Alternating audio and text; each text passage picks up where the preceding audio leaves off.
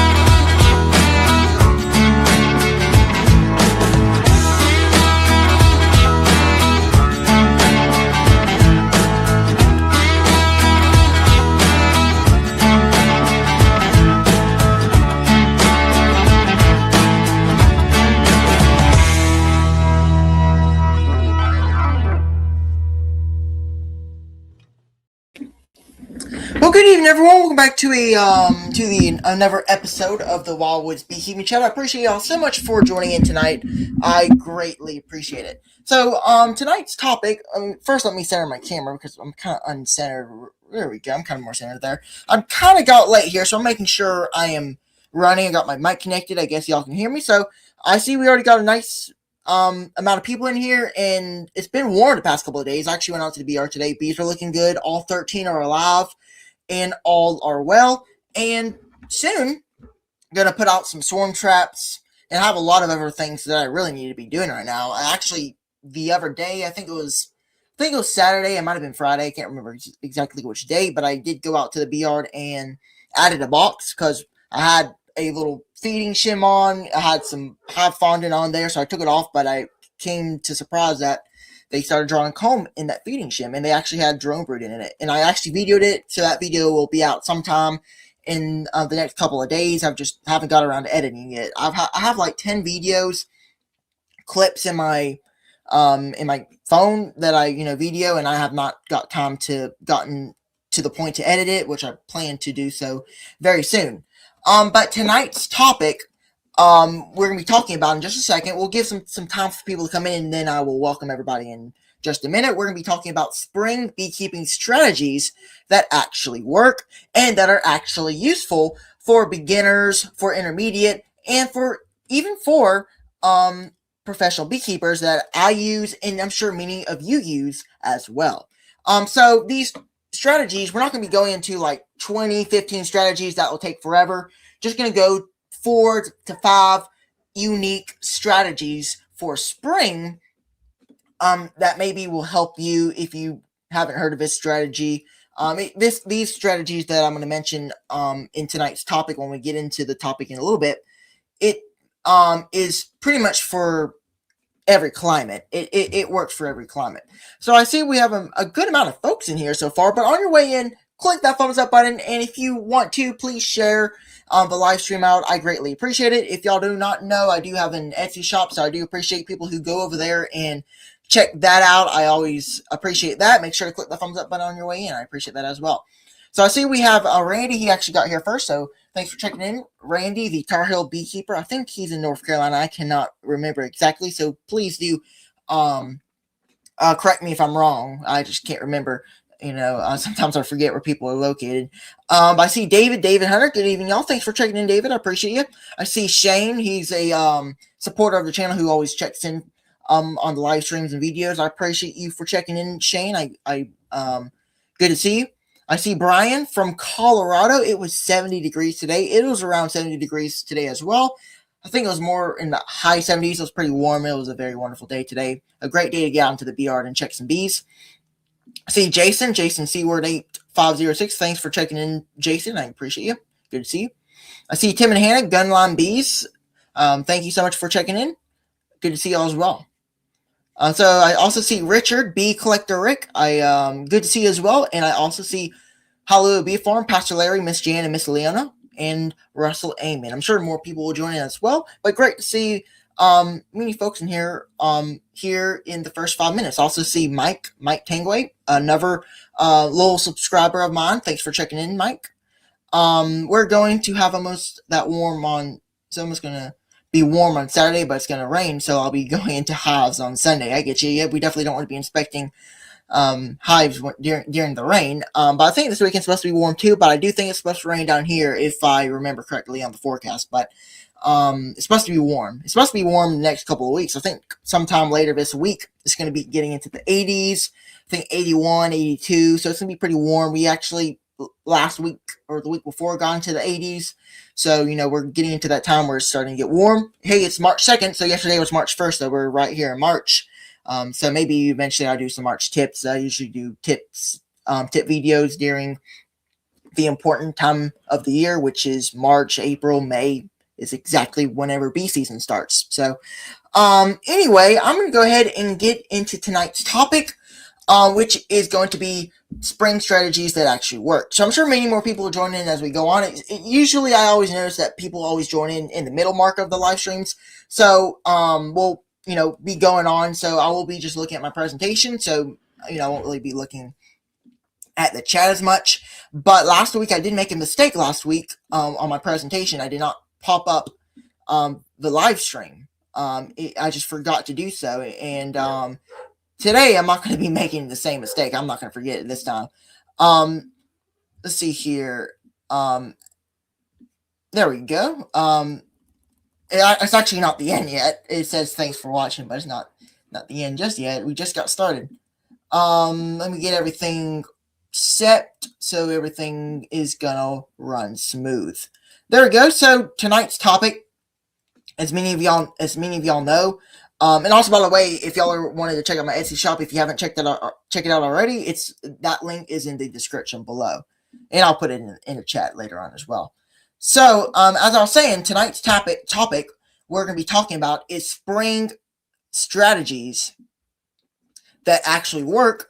Some strategies that work for every beekeeper, beginners, intermediate, advanced beekeepers. A lot of these strategies have to be used correctly.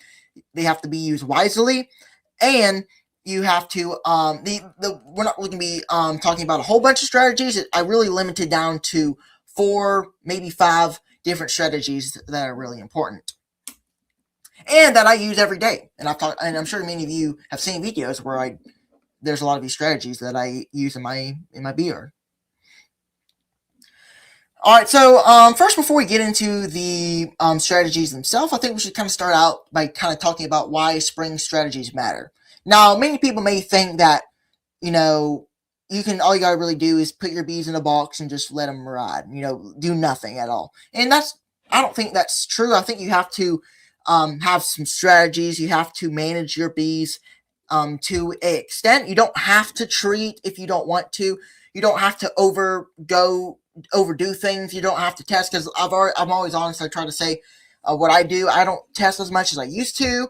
I do treat. I just don't treat at a high level, like many beekeepers do. A lot of beekeepers will treat in spring, fall, and summer. I don't do that. I usually just treat in spring and fall. Those are my 2 treatment times, and that's about it. I just kind of limit it to 2 times. And but you do want to have a little bit of management. You do want to manage your bees, but you don't have to go overboard with it. That's kind of what I do. I just I let the bees I just speak. What's the word? I really just I just kind of don't do like too much. I try to, not go into the bees too much. I don't try to, because before in previous times where where I'm inspecting bees, there's been times where I'm inspecting a hive every 7 days, even every 5 to 7 days. And that's okay. I mean, you can inspect once a week. I always mention that, but sometimes when you do that, you're just sometimes stressing the bees. So I try my best to, not overdo things. And I usually inspect when we're talking about that every 2 weeks. But anyway, I'm just kind of rambling on. I think here are some things that why spring strategy matters. So number one, colonies expand rapidly in spring. My colonies are doing that right now. I was actually inspecting some colonies today and yesterday, and it's crazy how fast. Where one day your hive looks like maybe 5, 6, 4 frames. It's okay. It's not bad, but it just isn't great. But then in the next couple of days, you'll just go, or next couple of weeks, you'll go back into your colony, and it's just 10 frames full of bees, and you need to add another box. That's kind of what happened to me yesterday. It might have been a day before. I can't really remember. Brood production also increases fast, so you'll have a lot of brood. And I actually experienced this firsthand last year. And every year going into spring, there'll be a day where there's pretty much not much brood, and then maybe a couple weeks later, maybe a week or two later, there's just brood everywhere. Brood production increases faster than you fast. It just goes pretty fast. It's just unbelievable how fast they can start brooding up, and then their numbers goes up. Nectar flow timing is also important. Spring strategy, swarm pressure builds quickly, so you have to have management strategies to prevent swarms. I think we might talk a little bit about that today. We might not, maybe in a future video. And missed time management can cause deadbacks. All right, so let's kind of talk about this. This is really important when we're talking about methods, strategies, ways of keeping bees. There is no one size fits all method. And what I mean by this is that I can't really tell you that there's really no exact way to do things in beekeeping. And a lot of new beginners go into forums, they go to Facebook, they go to YouTube even, and ask questions, and they always think that there's a exact answer to their question, while in reality there actually isn't. There's many different answers to one question. So that there's a saying, it's saying that one question, beekeepers will give you 5 different answers, because they'll give you a different answer for each question that you ask. And I'm sure many people in here also know what I'm talking about as well. So that's the thing. There is no one size fits all method, because you have to take into factor that climate matters, colony strength matters, equipment setup matters, and management goals also matter a lot. All right, so let's kind of talk about the first strategy. The first important one, I think many of you probably know, that we've kind of talked about before, is reversing brood boxes. So you may be wondering, let's kind of go over the basics, because that's kind of what I'm about, is making things as simple and basic as possible for new beginners or even intermediate beekeepers who are trying to learn stuff. So what is it? So basically what reversing brood boxes is swapping the position of 2 different brood boxes. This is usually done when the top box is full of brood, while the bottom box is sometimes full of honey. And you may be wondering, how is that possible? Because we always go into winter usually with our bottom box full of brood and our top box full of honey. So a lot of times, I can't speak for you. Now we'll go over a couple of different methods to why is this, right? But for me, I run singles, and then I'll add deeps when we go into spring. So your bottom box will usually have brood, full of brood, and then whenever you add your top box, you might catch them in the time during the nectar flow where all the brood emerges, and then they backfill it with nectar. So whenever they start backfilling with nectar in the bottom, they might kind of get a little bit of honey bound. So then the top box, they draw it out and put brood up there. And that's kind of how you have your top box maybe full of brood, while your bottom box is full of honey, where you'd rather it the other way around. So basically, reversing boxes is just reversing your 2 boxes, putting your brood on the bottom and your honey on top. That's usually how, most beekeepers like to configure their colonies. That's kind of how I do mine as well. And it's also, reversing brood boxes is intended to encourage upward expansion. So the goal for most beekeepers when they're wanting to reverse, their brood boxes is to reduce congestion and delay swarm impulse. All right, so when does it make sense? When should you do it? So a couple different things that you need to look at. So number one, colony has fully occupied, both brood boxes. Majority of brood is in the top box, and strong um, adult population. And while also having a nectar flow approaching, or your nectar flow already current, wherever you're at. Once we get more into spring. Now, I don't have a nectar flow right now, but we will soon. So reversing can stimulate expansion and stronger colonies. Now, you probably shouldn't do it in weaker colonies, but it's best to do it whenever you have a very, very strong colony. Whenever you have a double deep hive coming out of winter, or even when you're going into spring when you add a box. If through winter you have a single. Different hive configurations. All right, when does it backfire? So the colony is small. Cold snaps are still likely because right now, just because it's warm, just because we're gonna have a week or two of weather, doesn't mean that we're not gonna have a cold snap, because we always certainly do, because that's just how Alabama is and most of the Southeast is. It's just usually a late March, and then around Easter will be a cold snap, and then probably be no more cold snaps, but we'll have a couple more cold snaps most likely. But you also do have to keep that in mind.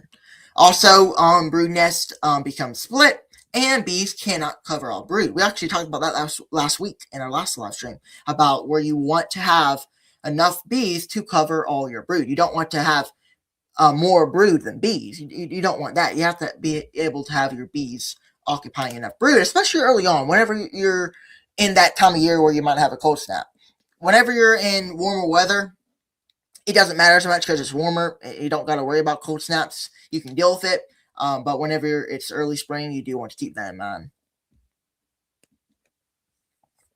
All right, let's talk about the second strategy. And this is one that most beekeepers know because I've tried it myself. I just haven't done it a whole lot. I usually just stick with the top supering method. But the number two strategy is under supering. So the definition, what this is placing a new super, so a brand new super with new foundation on it, directly above the brood nest and below existing supers. So the purpose is to encourage bees to expand naturally upward from the brood area. I've done this a lot myself.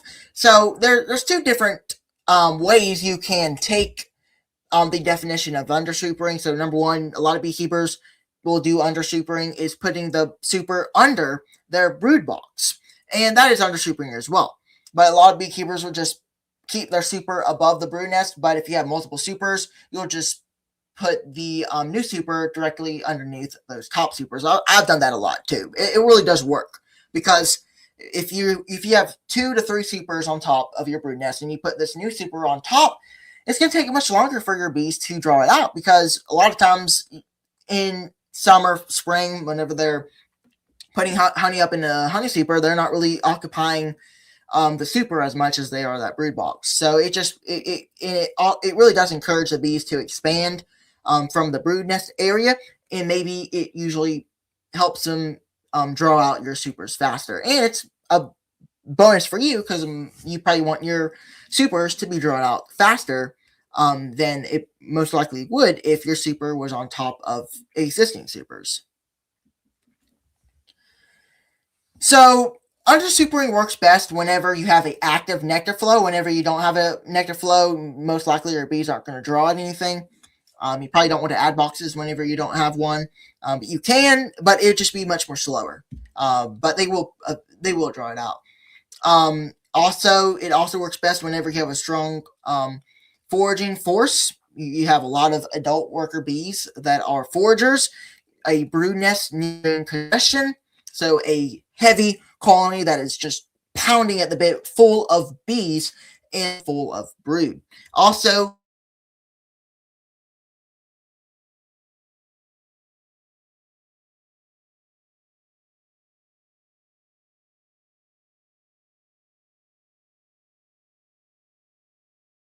or let them draw it out themselves.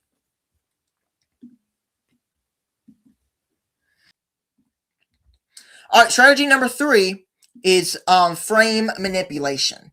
The definition of this is rearranging frames within the brood box to relieve congestion. So some examples of this is moving empty drawn comb into the brood nest from the outside brood area, shifting nectar frames outward and opening laying space for the queen, so your queen has some room to lay.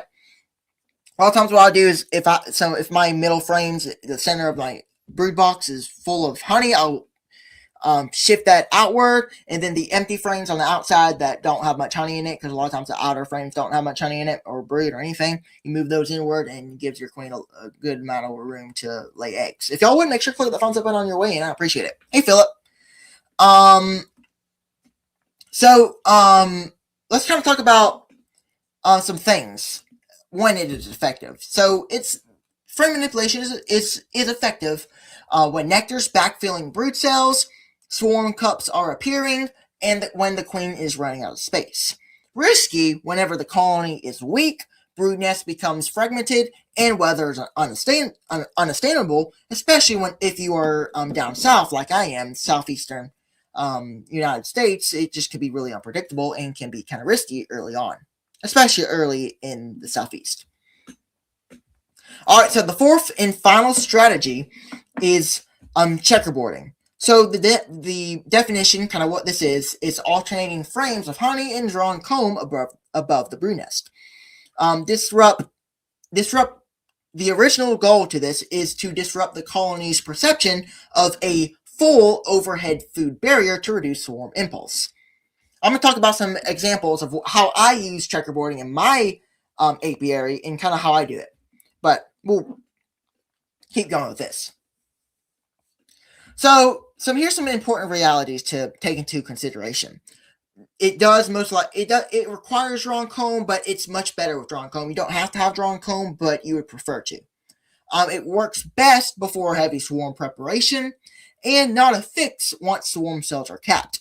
It is preventive. It's just not a corrective method of strategy. So let me talk about some things I use checkerboarding for. So what I'll do, if I have a 5-frame nuke that I made a split or anything for that matter, what I'll do once I'm ready to put them into a 10-frame box, I'll have a drawn frame with brood from the nuke, and then I'll put a empty or a foundation frame right beside it. Put another brood frame, foundation, empty frame, and so on. So that's basically checkerboarding. That's what I do.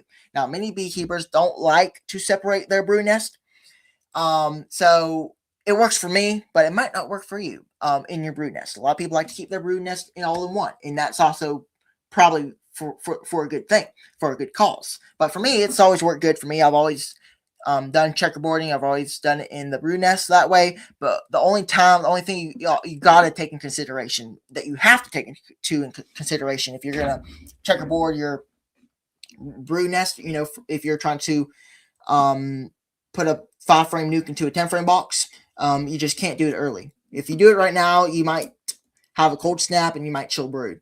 That's the only thing you really got to worry about. You can do it. You are in the clear whenever you have no more cold weather. And down south, it's really unpredictable. On y'all's way in, make sure to click that thumbs up button, y'all. I appreciate y'all for checking in. I see we got 20 people in. All right. So the real takeaway is that these strategies are tools. They are not rules. They are not automatic spring steps. They are responsive to specific colony conditions. The best spring management decision is the one that matches colony strength, weather stability, and nectar timing. Thanks for watching the presentation, y'all. It's not the end of the presentation, but I appreciate y'all watching that part of it.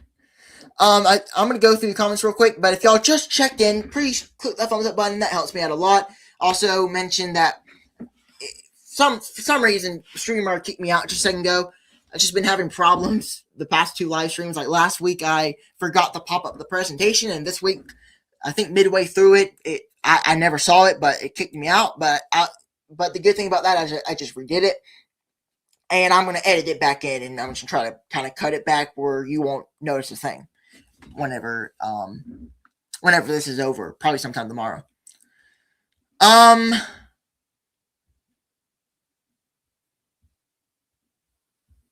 Oh, it was that the frame manipulation. Well, I guess I redid the under super. Um. But it's fine. I'll go back tomorrow and just watch it and kind of see where it cut off. And what I'll do is I'll just combine. I'll cut where it cut me off, and I'll just kind of put it back.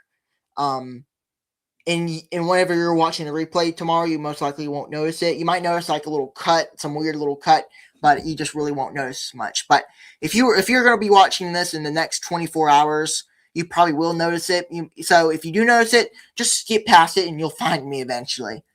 Um, let's go back and see. Well, we got a whole bunch of comments in here. I'm gonna have to whenever I was doing my presentation. So thank y'all so much for joining in and commenting. That helps the algorithm. It loves comments when people are commenting. Make sure to click the thumbs up button as well. See Keith, hey Grayson, David. That was earlier on at 6:14. It actually shows me the time. Also, who else? I run all mediums, and rotating the boxes is a regular thing for me. I run 3 mediums for me for my brood. All my bottom boxes are pretty much empty right now. I'll be starting on this probably this week. Good to hear. I under super till I get tired of doing it. I get you. I've done it a lot of times too. It makes it quicker. Is my internet out or Grayson's? I think that was probably during that time wherever it cut off. Your internet is working. It was just for some reason it cut me off. I really don't know what happened. Maybe my internet went out for a little bit, but basically when I came back to the StreamYard thing, it just showed there was a problem, and I just had to re-click a button, and it came here. It took me right back here. I might hear some sirens in the background. I don't know. I hear some sirens. I guess some responders responding to something. Pretty close. Okay, went out earlier for a couple seconds. Thought I was out again. I get you. If this happens Thursday night, you can bet it's something I did. Yeah, that's right. I remember you mentioned on last night that you're going to start replacing Ricky for his live stream. Looking forward to watching that. Of course, going to miss Ricky, of course. It's always good watching his live streams, but it'd be a great thing for you starting that up. So if y'all are curious, make sure to check him out on Keith's film. I actually had Keith on one of my live streams a couple months ago. We'll have to get you on sometime again. But make sure to check that out. Thursday nights at, I guess, 7 p.m. Central, 8 p.m. Eastern. I guess kind of same time that most people start there. So I start mine at 6 p.m. Central, then end at 7 p.m. Central. Just kind of how I started doing it, and I kind of like this time. Just try not to overrun other people. Just trying to have my own set time, and so y'all are not having to pick between a live stream, because there's multiple live streams on Monday. Got 23 people on here. Make sure y'all click that thumbs up button. Don't forget to do that. And also, by the way, make sure to check out my my Etsy shop. So I'm actually right now, I actually have a product that I was kind of making up today, and I'm going to pop up a picture real quick. I'm still going through comments as well, but I'm going to pop up a picture real quick. I'm going to present image file. So today, so right before my live stream, if I can find it. So right before my live stream, I was working on some boxes, and that's kind of what I was building right there. So that's basically a 10 frame super. It's a 5/8 super, a shallow super is what they call it, and that's what I was working on today. Some projects, just kind of.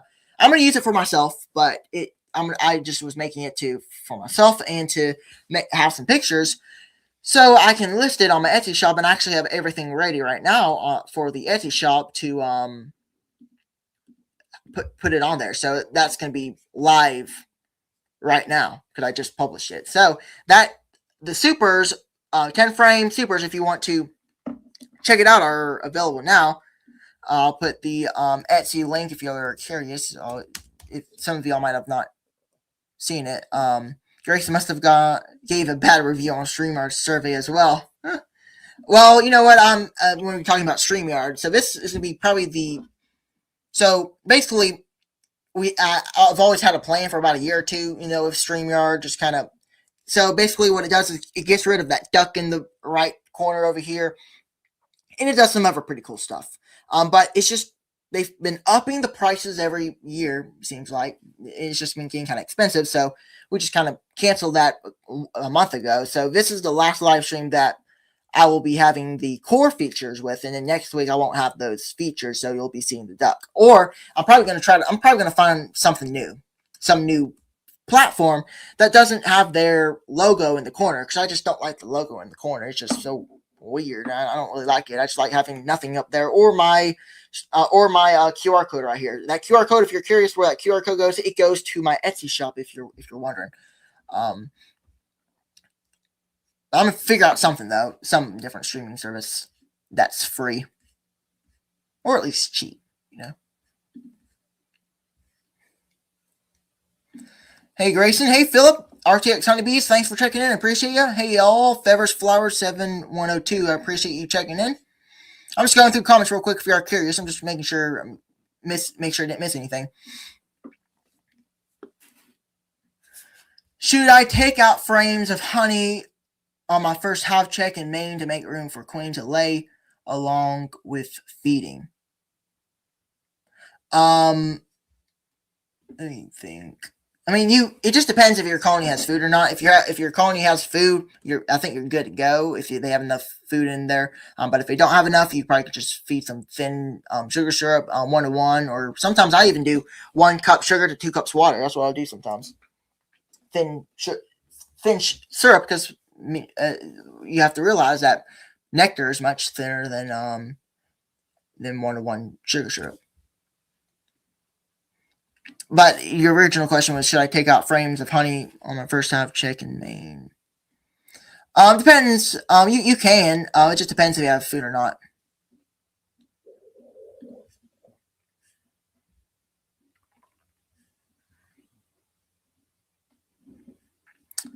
But to answer Fever's question, I would probably say the thing Philip saying, Fever's, as long as you aren't honey bound, they need that honey to feed the larvae during spring build. That's right. I mean, if your bees aren't like honey bound, like every single frame's full of honey, you don't need to remove those frames. Plus, I think you're in Maine as well, so I think that's where you're at. I'm not sure. I'm not exactly sure where you're located. Thanks, Grayson. Thursdays at 8:30 p.m. Okay, so 7:30 Eastern. 7:30 Central, 8:30 Eastern. Okay, good.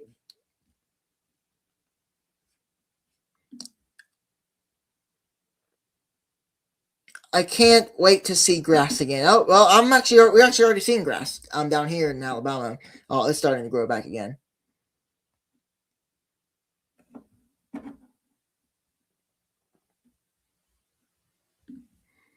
Thanks, $5 donation. Thank you so much for checking in or for donating. I greatly appreciate it.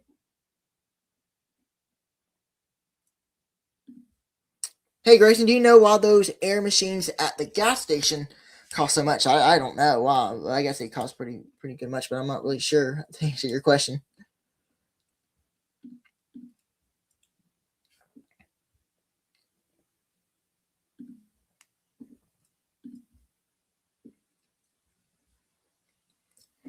See, I think I got through all the comments. There we go. I got all through all the questions. So basically, I'm gonna go through some stuff real quick. I guess it's all of updates. So there's not really a whole lot else going on. I actually inspected some colonies the other day, or today and yesterday, and they're all looking good. All 13 are alive. All of them have queens, and they're all looking good. Basically what I'm doing now is just kind of getting ready. I'm just building them up, getting them ready for splits. Once they start, once they start making some swarm cells, I'll split them. That's kind of what I did last year. If y'all watched the videos last year, y'all remember that's kind of how I did it. And I'll probably do a video kind of mentioning again, kind of what I plan to do.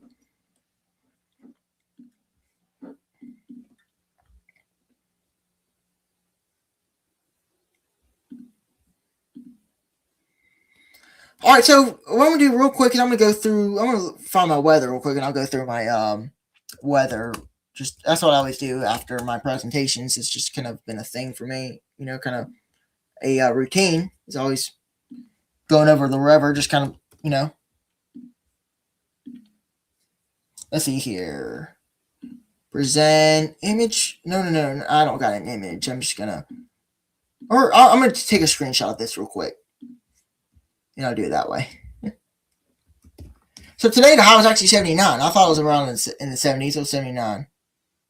So here's the 7-day forecast. I'll pop up the image. Inflation, yeah, that's what I was kind of thinking too. Everything's high now. Let's see, image file.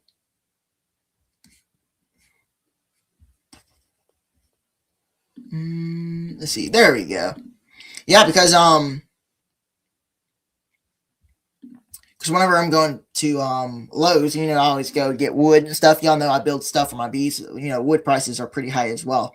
I mean, look, like everything in Lowe's right now is somewhat expensive, and it's not that just one thing's expensive. It's just whenever you need to get some glue, so maybe some wood filler. You need to get some boards. You need to get some plywood. It just all adds up, and then you're walking out of Lowe's, maybe just buying $150, $200 of stuff, and it's just not a whole lot of things. It just all adds up.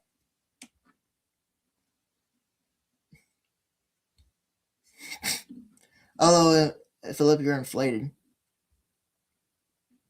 I get you, yeah. So today the high is 79, the low is 54. Tomorrow the high is 78, the low is 54. Once again, tomorrow. Wednesday 81, Thursday 82. Oh boy, we're gonna get into the mid 80s. So Friday 83, Saturday 84. Next Saturday, Sunday gonna be 82, and Monday's gonna be 81. So it's gonna be pretty warm.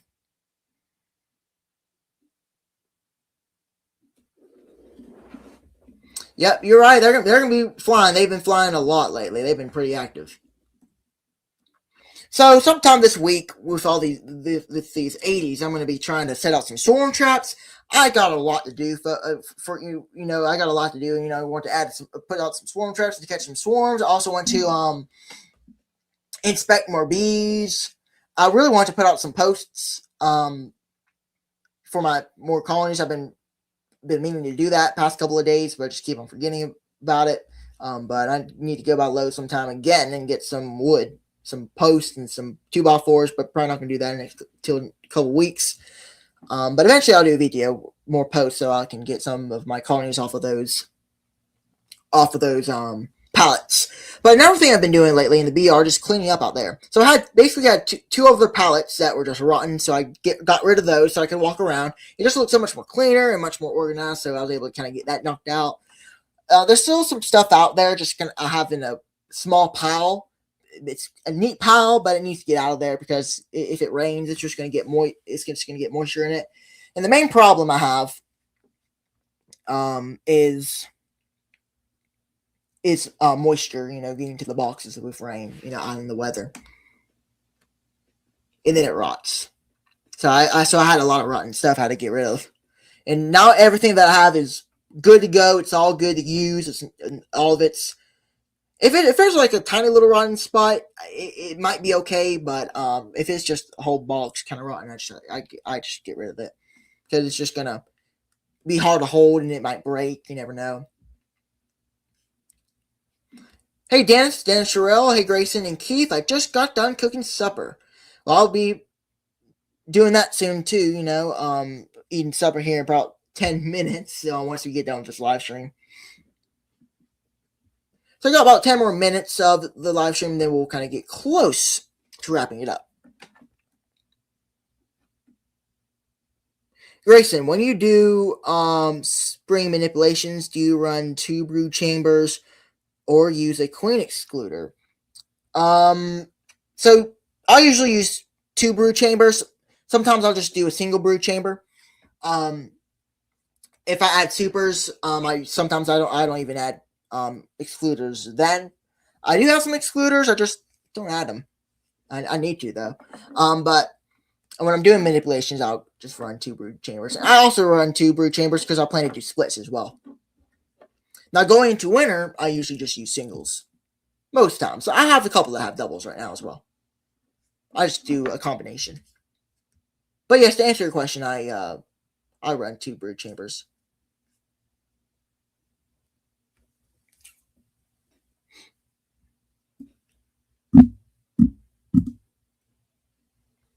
I don't know about y'all, but we've been having a whole bunch of these lady beetles, I guess what they're called, what they're supposed to be called, or ladybugs, whatever you call them. They're everywhere. They're everywhere inside. Now, inside is not as bad in here, but they're just everywhere outside, um and in another little building that we have outside that we just store other stuff in. They're everywhere in there as well.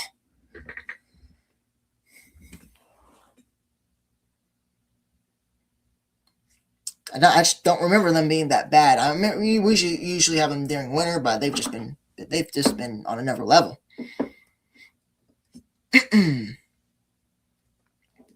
So I am gonna pop it real quick, or give me a second. I got a presentation. Been working bees all day. I'm tired. Oh yeah. I worked a couple colonies today. I didn't inspect all of them. I need to inspect some more. It can get you tired though when you're out there lifting boxes and get carried away. I get carried away out there sometimes, and I always lose track of time. When I'm doing stuff out there, I always lose track of time, and I'm out there. I usually go out there after lunch, afternoon, and I'll come back around. Before I know it, it'll be 4 o'clock before you get back in. Always enjoy going out there inspecting bees and being around them. Share screen. I'm just gonna share my screen real quick.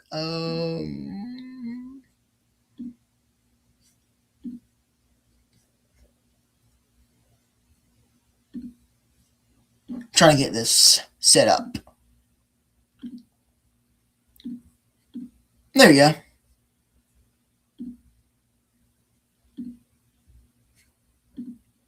So if y'all don't know, I have an Etsy shop. If some of y'all, for y'all who don't know, but I'm sure most of y'all have heard me talk about it before. Actually, recently having a brand new listing. It's a assembled 5/5/8 shallow super, and it's listed right now for $28 for an assembled one. And then the ones that come unassembled, which I will make that up later today or maybe even tomorrow, those will be even cheaper, and those will be even cheaper for shipping because the height will be even shorter. The height. But those are new. Also got some unassembled 10 frame 9/5/8 deep hive bodies available as well for only $30. Shipping won't be that bad because they're unassembled. They come unassembled. Also got unassembled 5 frame nuke boxes. A lot of the stuff already has a sell on 5% off for most everything except for some of the newer stuff because it just doesn't add on to that. Also, just branded hats, branded mugs, and then other woodenware that I build. So there's that. If y'all are curious, I'll leave the link to my shop in the description below. And in the chat box if you're chatting. I see Dave, thanks for checking in.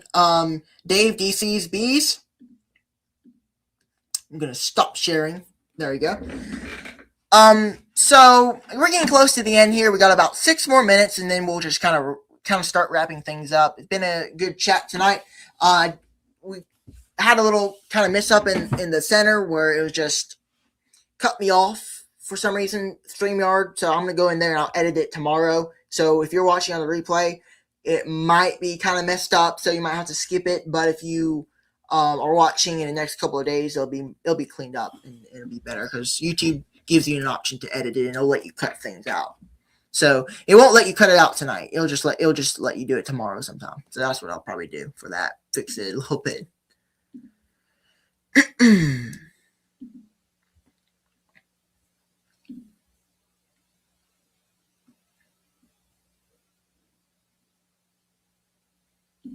I got mine and my friend 600 frames. 600. That's a lot today from Bill. That's a lot of frames. I've always wanted to build frames, but it's just too difficult. I've watched beekeepers build frames on videos, just seeing kind of how to do it. It seems interesting to do, and very, but it's just probably more upper level than I can do. Who did I watch? I watched multiple beekeepers. I think I also watched Philip, one of his videos about making frame and top bars and some sidebars, and pretty interesting video. I was just kind of watching it, kind of see how people build those, but it's kind of difficult, kind of much more higher than what I can do. I can build boxes, stuff like that. If anybody's interested in buying boxes, any of my boxes that are available, I don't do box joints for me or to sell. It's just I do rabbit joints, and the only reason I do rabbit joints and box joints are probably better. I think everybody could say that rabbit joints, finger joints that usually boxes are usually come in are stronger than rabbit joints, but rabbit joints will hold up fine. I have rabbit joints that I use and they work good. It's just those are easier. Box joints are just a little bit more difficult and take longer. You have to look at the time you have buy and build them. That's right. It doesn't take a whole lot of time to build the boxes, it depends, I usually spend more time if I was going to sell boxes, if somebody bought one, I'm going to take more time to build it and make sure it's good, make sure it's 100%, all corners are good, because I just want to make things as good as I can. But if it's for me, I might go a little bit quicker, but at a safe pace, but it might not be 100%, everything perfect, but just good enough for me. It's kind of, things that I build don't have to be 100% perfect for me, but I would like it to be, Hey, Brian Bennett, hello all. Thanks for checking in. Appreciate you. But yeah, finger joints are a little bit more difficult, so I just do rabbit joints. Plus, finger joints just take a long time unless you have a workplace and a designed jig that's like a stay in place jig. I've made jigs before. I actually tried to a couple days ago. Just couldn't really do it. It just wasn't working.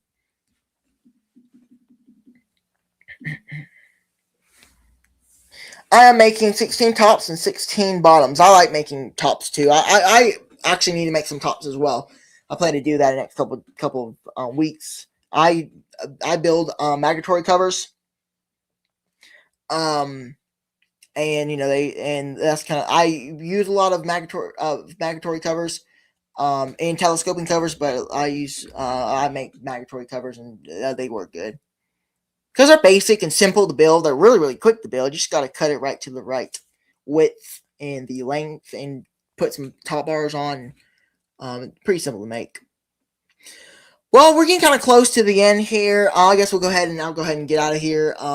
Thank you all so much for watching. Before y'all leave, click that thumbs up button. If you've already clicked the thumbs up button, thank you so much for watching. I appreciate y'all so much for tuning in tonight and supporting the channel. I don't know if I'm going to be doing my live stream next week. I might not. I might take the night off next week just to kind of find a new platform for my live streams. Like I mentioned earlier, I like the tops that you did. Thank you so much. I appreciate that. They turned out really, really good. I think those are the ones I really have the most confident in promoting because they really turned out great, and I really like the look of them. They're basic, they're simple, and I have great confidence that they'll last. But anyway, the Etsy shop is in the description below if you're wanting to check it out and maybe order something if you want, or just check it out. If you will favorite something on the shop or even subscribe or follow the shop, I guess is what you call it, I appreciate that as well. Thank you so much for watching, and we'll catch you next time. Good night, everyone.